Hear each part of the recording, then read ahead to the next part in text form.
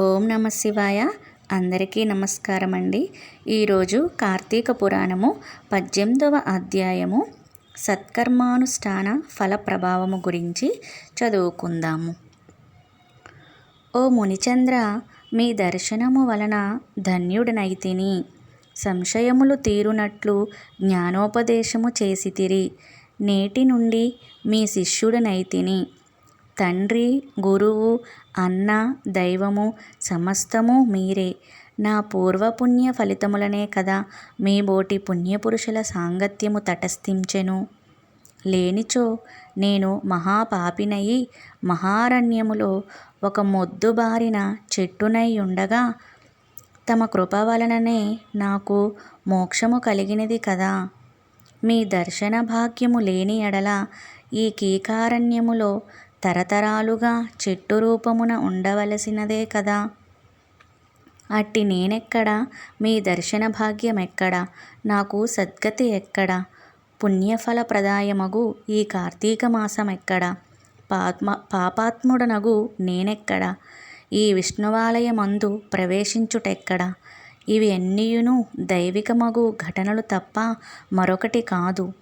కాన నన్ను తమ శిష్యునిగా పరిగ్రహించి సత్కర్మలను మానవుడెట్లు అనుసరించవలయునో దాని ఫలమెట్టిదో విశదీకరింపుడని ప్రార్థించెను. ఓ ధనలోభ, నీవడిగిన ప్రశ్నలన్నీయూ మంచివే. అవి అందరికీ ఉపయోగార్థమైనట్టివి కాన వివరించెదను, శ్రద్ధగా ఆలకింపుము. ప్రతి మనుజుడును ఈ శరీరమే సుస్థిరమని నమ్మి జ్ఞానశూన్యుడగుచున్నాడు. ఈ భేదము శరీరమునకే గాని ఆత్మకు లేదు. అట్టి ఆత్మజ్ఞానము కలుగుటకే సత్కర్మలు చేయవలెనని సకల శాస్త్రములు ఘోషించుచున్నవి. సత్కర్మనాచరించి వాటి ఫలము పరమేశ్వర అర్పితమొనరించిన జ్ఞానము కల్గును. మానవుడే జాతివాడో ఎటువంటి కర్మలు ఆచరించవలెనో తెలుసుకొని అటువంటివి ఆచరింపవలెను. బ్రాహ్మణుడు అరుణోదయ స్నానము చెయ్యక సత్కర్మలను ఆచరించినను వ్యర్థమగును. అటులనే కార్తీక మాసమందు సూర్యభగవానుడు తులారాశిలో ప్రవేశించుచుండగాన వైశాఖ మాసములో సూర్యుడు మేషరాశిలో ప్రవేశించుచుండుగాను మాఘమాసములో సూర్యుడు మకర రాశి యందుండుగాను అనగా నీ 3 మాసముల యందును తప్పక నదిలో ప్రాతకాలమున స్నానము చేయవలెను. అటుల స్నానములాచరించి దేవతార్చన చేసిన ఎడల తప్పక వైకుంఠ ప్రాప్తి కలుగును. సూర్యచంద్రగ్రహణ సమయములందును తదితర పుణ్యదినములందుయు స్నానము చేయవచ్చును. ప్రాతకాలమున స్నానము చేసిన మనుజుడు సంధ్యావందనం, సూర్యనమస్కారములు చేయవలెను.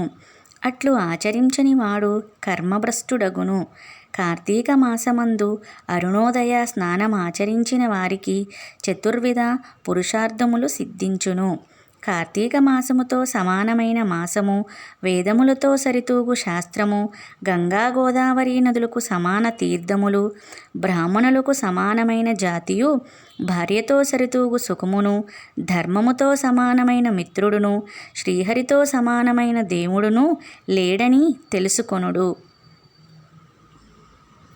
కార్తీక మాసమందు విద్యుక్ధర్మముగా స్నానాదులు ఆచరించిన వారు 1,000,000 యాగములు చేసిన ఫలమును పొంది వైకుంఠమునకు పోవుదురు అని ఆంగీరసుడు చెప్పగా విని మరల ధనలోభుడు ఇటులా ప్రశ్నించెను. ఓ మునిశ్రేష్ఠ, చాతుర్మాస్య వ్రతమును చెప్పితిరే, ఏ కారణం చేత దానిని ఆచరించవలెను? ఇదివరకెవ్వరైనా నీ వ్రతమును ఆచరించియున్నారా? ఆ వ్రతము యొక్క ఫలితమేమి, విధానమెట్టిది? సవిస్తరంగా విశదీకరింపుడని కోరెను. అందులకు అంగీరసుడు ఇట్లా చెప్పెను. ఓయి వినుము. చాతుర్మాస్య వ్రతము అనగా శ్రీ విష్ణువునకు మహాలక్ష్మితో ఆషాఢ శుద్ధ ఏకాదశి దినమున పాలసంద్రమున శేషుని పాన్పుపై శయనించి కార్తీక శుద్ధ ఏకాదశి నాడు నిద్ర నుండి లేచెను. ఆ 4 మాసములకే చాతుర్మాస్యమని పేరు. అనగా ఆషాఢ శుద్ధ ఏకాదశి, శయన ఏకాదశి అనియు, కార్తీక శుద్ధ ఏకాదశి ఉత్థాన ఏకాదశి అనియు ఈ వ్రతమునకు చాతుర్మాస్య వ్రతమనియు పేర్లు. ఈ 4 మాసములలో శ్రీహరి ప్రీతి కొరకు స్నాన దాన జప తపాది సత్కార్యాలు చేసినచో పూర్ణ ఫలము కలుగును. ఈ సంగతి శ్రీ మహావిష్ణువు వలన తెలుసుకుంటిని కాన ఆ సంగతులు నీకు తెలియజేయుచున్నాను.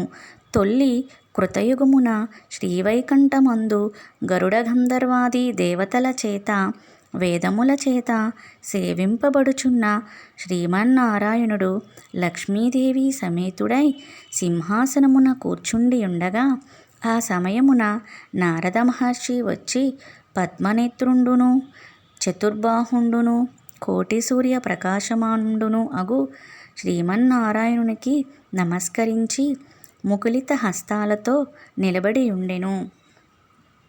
అంతా శ్రీహరి నారదుని గాంచి ఏమియూ తెలియని వానివలే మందహాసముతో ఇట్లనెను. నారద, నీవు క్షేమమే కదా? త్రిలోక సంచారివైన నీకు తెలియని విషయములు లేవు. మహామునుల సత్కర్మానుష్ఠానములు ఎట్టి విఘ్నములు లేక సాగుచున్నవా? మానవులందరూ వారికి విధించబడిన ధర్మములను ఆచరించుచున్నారా? ప్రపంచముననే అరిష్టములు లేక యున్నవి గదా అని కుశల ప్రశ్నలు అడిగెను. అంతా నారదుడు శ్రీహరికి ఆదిలక్ష్మికి నమస్కరించి, ఓ దేవా, ఈ జగంబున నీ వెరుగని విషయములేవి లేవు కదా. అయినను నన్ను వచింపమనుటచే విన్నవించుచుంటిని. ప్రపంచమున కొందరు మనుష్యులు మునులు కూడా తమకు విధించిన కర్మలను నిర్వర్తించుటలేదు. వారెట్లు విముక్తులగుదురో ఎరుగలేకున్నాను. కొందరు భుజించకూడదని పదార్థములు భుజించుచున్నారు. కొందరు పుణ్యావ్రతములు చేయుచు అవి పూర్తిగాక మునిపే మధ్యలో మానివేయుచున్నారు. కొందరు సదాచారులుగా మరికొందరు అహంకార సహితులుగా పరనింద పరాయణులుగా జీవించుచున్నారు. అట్టి వారిని సత్కృపతో పుణ్యాత్ములనొనరించి రక్షింపమని ప్రార్థించెను. జగన్నాటక సూత్రధారుడి అయిన శ్రీమన్నారాయణుడు కలవరపడి లక్ష్మీదేవితో గరుడ గంధర్వాది దేవతలతో వేల కొలది మహర్షులున్న భూలోకానికి వచ్చి ముసలి బ్రాహ్మణ రూపంతో ఒంటరిగా తిరుగుచుండెను. ప్రపంచమంతయు తన దయావలోకమున వీక్షించి రక్షించుచున్న దామోదరుడు ప్రాణుల భక్తి శ్రద్ధలను పరీక్షించుచుండెను. పుణ్యక్షేత్రములు పుణ్యనదులు పుణ్యాశ్రమములు తిరుగుచుండెను.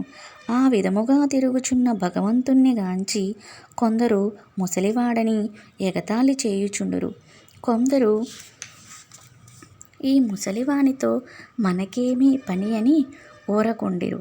కొందరు గర్విష్ఠులైరి. మరికొందరు కామార్తులై శ్రీహరిని కన్నెత్తి అయినను చూడకుండిరి.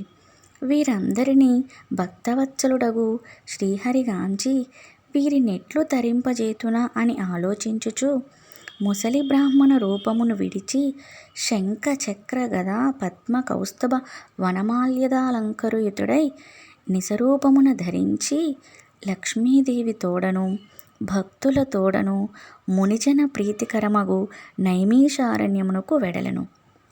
ఆ వనమందు తపస్సు చేసుకొనుచున్న మునిపొంగవులు స్వయముగా తమ ఆశ్రమముల కరుదించిన సచ్చిదానంద స్వరూపుడగు శ్రీమన్నారాయణ్ణి దర్శించి భక్తి శ్రద్ధలతో ప్రణమిల్లి అంజలి ఘటించి ఆదిదైవములగు లక్ష్మీనారాయణులు నిల్లు స్తోత్రము గావించిరి. శ్లోకము. శాంతాకారం భుజగశయనం పద్మనాభం సురేశం విశ్వాకారం గగనసదృశ్యం మేఘవర్ణం శుభాంగం లక్ష్మీకాంతం కమలనయనం యోగిహృత్యానగమ్యం వందే విష్ణుం భవభయహరం సర్వలోకైకనాథం. శ్లోకము. శాంతాకారం భుజగశయనం పద్మనాభం సురేశం విశ్వాకారం గగనసదృశ్యం మేఘవర్ణం శుభాంగం లక్ష్మీకాంతం కమలనయనం యోగిహృద్యానగమ్యం వందే విష్ణుం భవభయహరం సర్వలోకైకనాథం. లక్ష్మీం క్షీరసముద్రరాజతనయాం శ్రీరంగధామేశ్వరీం దాసీభూత సమస్తదేవవనితాం లోకైకదీపాంకురాం శ్రీమన్మందకటాక్షలబ్ధ విభవద్బ్రహేంద్ర గంగాధరం త్వాం త్రైలోక్యకుటుంబినీం సరసిజాం వందే ముకుందప్రియాం. శ్లోకం మరొకసారి.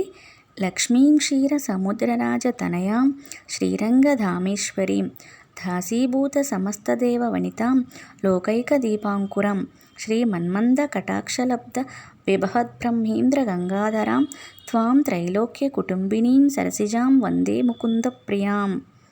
అష్టదశాధ్యాయము 18వ రోజు పారాయణము సమాప్తము. ఓం నమః శివాయ. ఓం నమః శివాయ. కార్తీక పురాణము వినిన వారికి, అలాగే చదివిన వారికి ఆ శివానుగ్రహము, అలాగే ఆ శ్రీహరి అనుగ్రహము పూర్తిగా లభించాలని కోరుకుంటూ ఓం నమః శివాయ.